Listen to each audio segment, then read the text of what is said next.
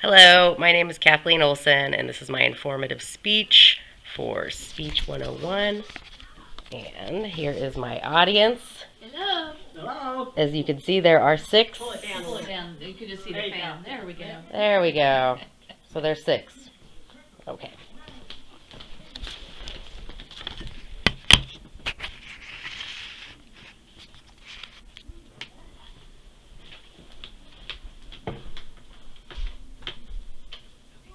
Alright, hello, my name is Kathleen Olson, and today I'm going to be talking about global warming and climate change with you. According to the U.S. Global Research Program, which is an independent panel made up of 1,200 scientists from all over the world, so they're not being paid to say certain things. Anyways, they predict that by the end of this century, which is about 80 or so years, sea levels are projected to rise between 1 and 4 feet. That doesn't sound like a lot, but actually it would displace about 150 million people. So people living in coastal cities, they would have to move. Global warming is a very real problem that the planet is facing, and for a long time people have denied it or debated it, but scientific evidence is proving otherwise, and something needs to change. There's three main things I'm going to talk about today with global warming. I'm going to talk about what it is versus what is the greenhouse gas effect. I'm going to talk about the effect that it's had on our climate, and I'm also going to talk about the effect that it's had on our health as well. There are a few main things that contribute to global warming, but first of all, what is it? Global warming is defined as basically the gradual warming of the Earth's surface. It does occur naturally. That's one of the things that people do debate about. Well, it's happening naturally. That's what the Earth does. And it does do that, but there are contributing factors that say otherwise. The greenhouse gas effect is basically how the Earth is warmed is that we have the sun's rays, they come in, some of it's absorbed into the Earth's surface, some of it bounces off and goes back into space. But when there's a buildup of certain gases like CO2, methane, things like that, what happens is all of the rays that would get normally bounced back into space and re-released out get trapped, causing the Earth to warm faster. The amount of CO2 in our atmosphere has increased by over 40% since the Industrial Revolution, so since around 1880, which is a pretty big increase. And although there are some natural explanations for this, some people say, well, what about when volcanoes happen and da-da-da? That is part of it, and that does cause CO2 levels to rise. However, the main contributing factor that has been an issue is that in the last 30 years, and really the entire century, the burning of fossil fuels have caused the CO2 levels to rise. Another thing that causes gases to rise in the atmosphere is farming on a large scale. Now, when you have large farming scales like we do now, it releases a lot of methane, nitrous oxide. So we're talking about like factory farming and things. Now, the scientists aren't saying that farming is bad. They're saying that we need to change our policies on what we're doing in farming, just basically how we're farming and the practices that they use. Now that I've talked about some of the causes of global warming, I'm going to go ahead and talk about some of the climate changes that have been going on in our environment.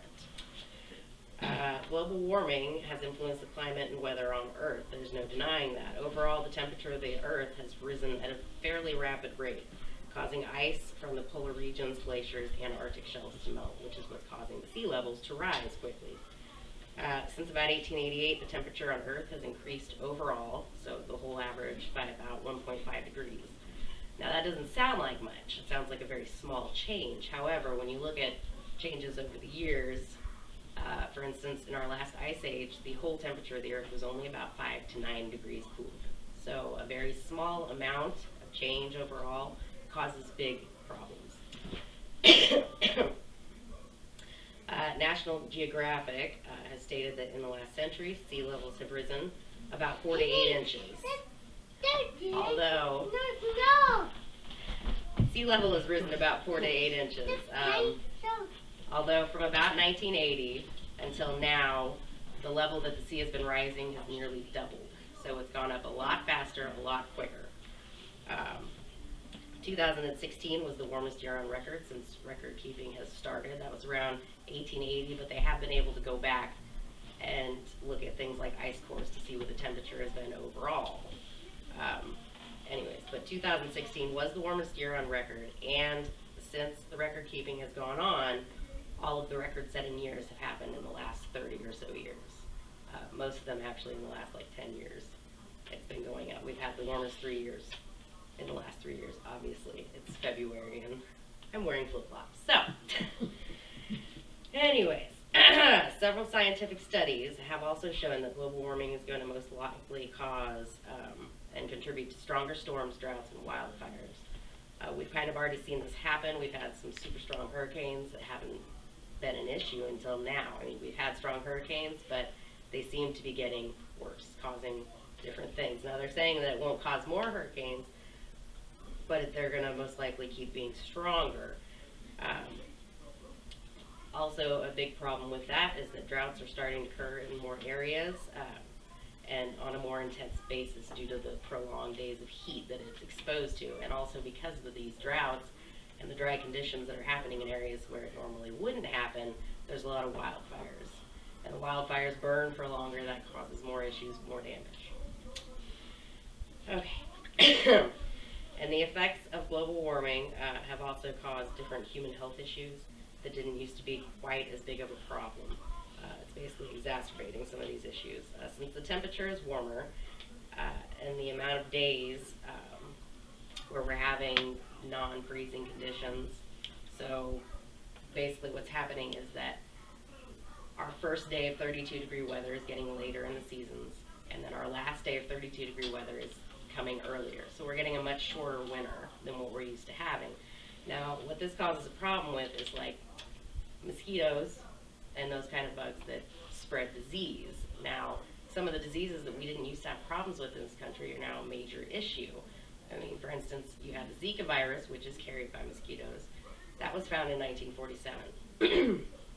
And basically, it's not that people are bringing it here, like what, traveling, planes, stuff like that.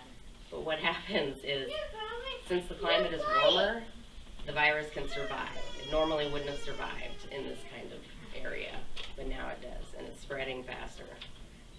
Another issue is that this causes things like ticks, Lyme disease. It's all going up. Ticks are starting to migrate further north where they didn't used to be in larger populations.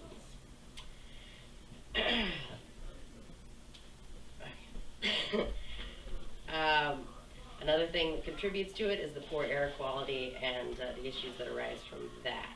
And since we do also have less frost-free days, the amount of allergens goes up in the air quality changes, not only from the gases that we're breathing in, but because of the allergens, and there's so much more than there used to be for longer periods of time. This affects things like COPD, asthma, anybody who has allergies, basically any breathing problem out there is going to be exacerbated more because of the allergens in the atmosphere and the longer warm season that we are encountering. Global warming is a very serious problem that needs to continue to be addressed, and it will continue to be addressed. Hopefully today this has brought to light some things that you didn't know about global warming, and all of the information that I got, the statistical and numerical information, was from the U.S. Global Research Program. And if you'd like to check out more information, you can go to nasa.gov or globalchange.gov. Thank you.